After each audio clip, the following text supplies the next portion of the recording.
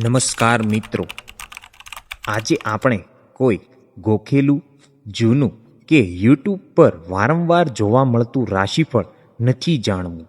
આજે 8 થી 14 મે વચ્ચે ગ્રહો તમારી સાથે કઈ રમત રમી રહ્યા છે અને તમે એમાંથી કેમ ફસાયેલા છો એનું ઓપરેશન કરવું છે. તમારી સૌથી મોટી તાકાત છે પરફેક્શન. બધું જ એકદમ બરાબર હોવું જોઈએ, પણ અત્યારે આ જ તાકાત તમારી નબળાઈ બની ગઈ છે. તમે દરેક વસ્તુને કંટ્રોલ કરવા માંગો છો, પણ આ 8 થી 14 મેનો સમય તમને એક જ પાઠ ભણાવવા આવ્યો છે. Let it go. જે તમારા હાથમાં નથી તેને છોડી દો. તમે વિચારતા હશો કે મારા જ નસીબમાં આટલા સંઘર્ષ કેમ છે.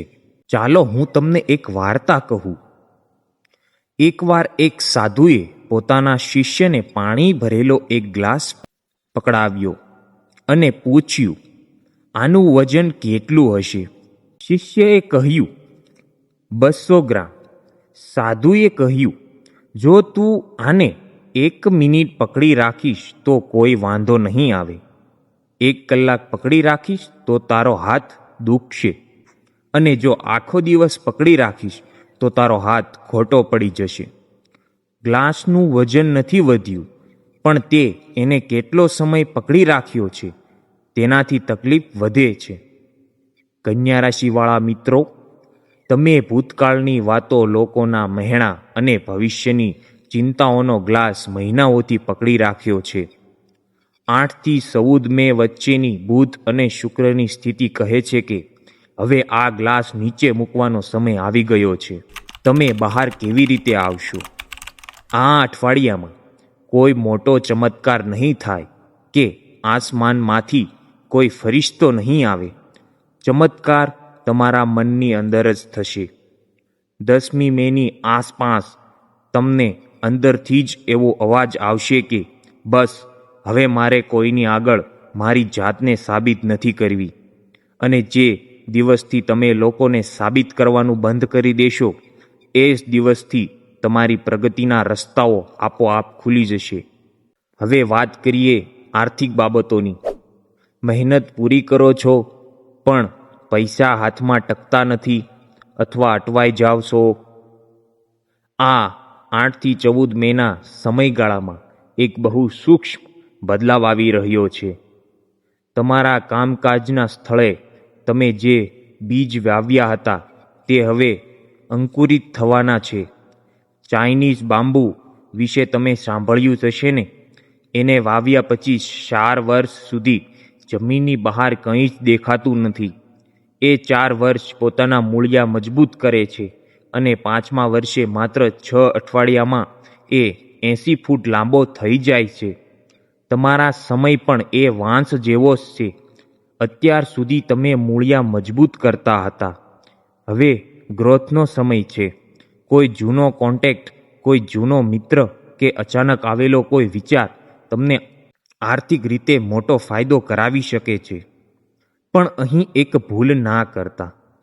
કન્યા રાશિના જાતકો ઘણીવાર પોતાના જ ઘરની નકારાત્મક ઉર્જાથી ઘેરાયેલા હોય છે. આ અઠવાડિયામાં તમારા ઘરનો ઉત્તર પૂર્વ ખૂણો એટલે કે ઈશાન કોણ ચેક કરજો.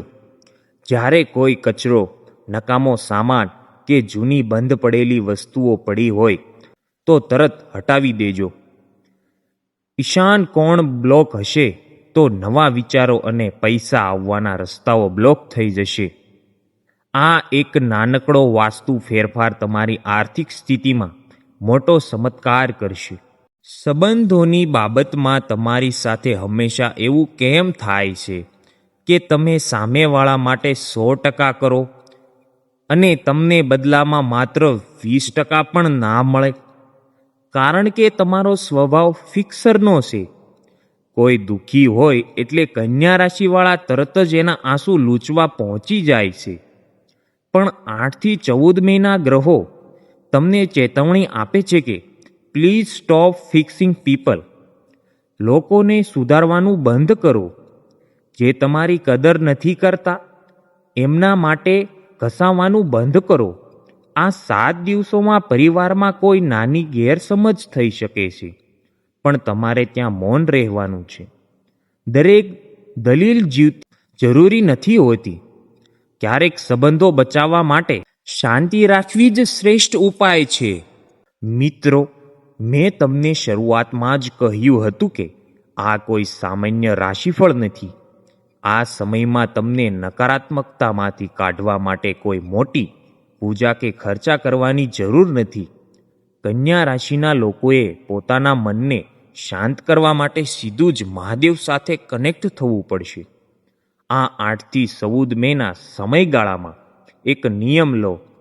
રોજ સવારે સ્નાન કર્યા પછી એક લોટો શુદ્ધ જળ અને જો મળે તો એક બીલીપત્ર લઈને શિવાલય જાઓ.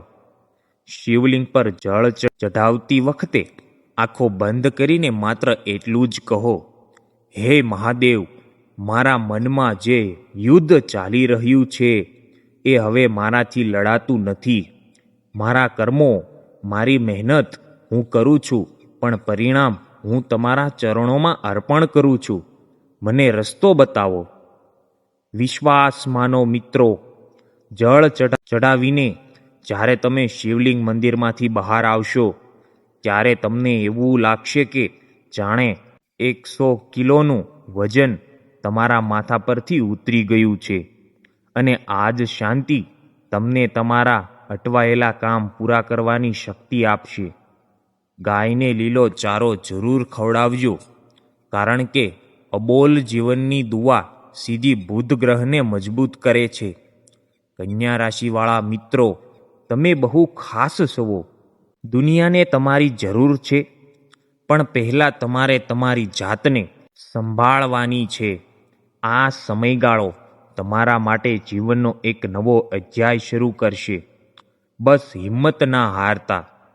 જો તમને મારી વાત તમારા દિલના ઊંડાણ સુધી પહોંચી હોય, તમને લાગતું હોય કે મેં તમારી કોઈ મૂંઝવણ દૂર કરી છે, તો કોમેન્ટ બોક્સમાં પૂરી શ્રદ્ધાથી હર હર મહાદેવ જરૂર લખજો. અને વિડીયો ગમ્યો હોય તો લાઈક કરવાનું ભૂલતા જ નહીં. મહાદેવ તમારા પર હંમેશા કૃપા બનાવી રાખે. મળીશું આવતા વિડીયોમાં. જ્યાં સુધી ખુશ રહો, સુરક્ષિત રહો અને સકારાત્મક રહો. હર હર મહાદેવ.